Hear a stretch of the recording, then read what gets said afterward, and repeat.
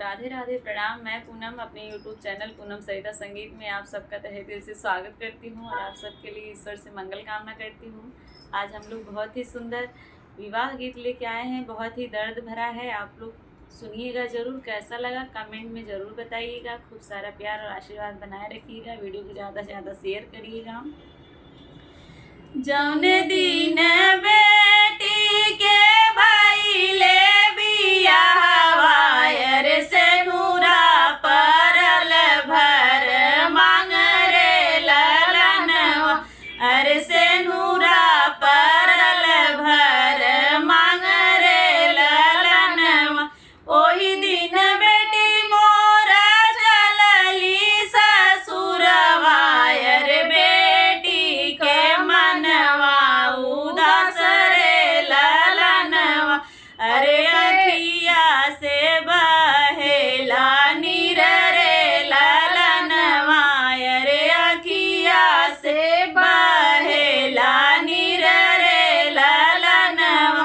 सभा में बैठल बाबा मोरे रोई, अरे अम्मा मड़उआ के बीच रे ललनवा, अरे अम्मा मड़उआ के बीच रे ललनवा।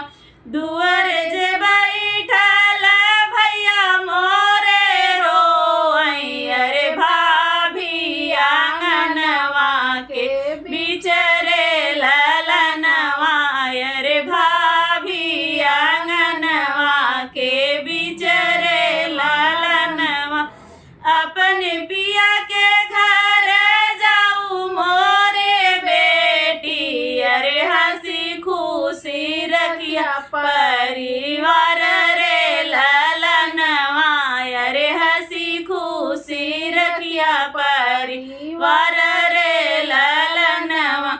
रोवेली चाची और रोवेली चाचा, अरे रोवेली बहिनिया तो आर रे ललनवा, और रोवेली बहिनिया तो हर रे ललनवा।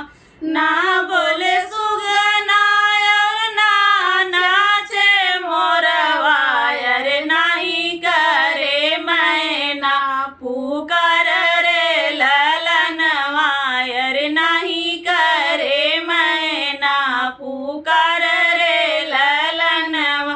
बाबा जयापन बेटी समझावई, अरे सुना बेटी अरज हमार रे ललनवा, अरे सुना बेटी अरज हमार रे ललनवा।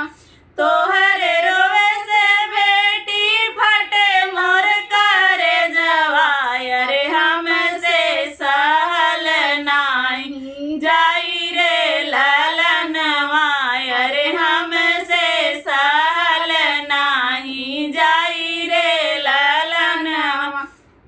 छवै महीनावा में तो काले आऊ बई, अरे फिर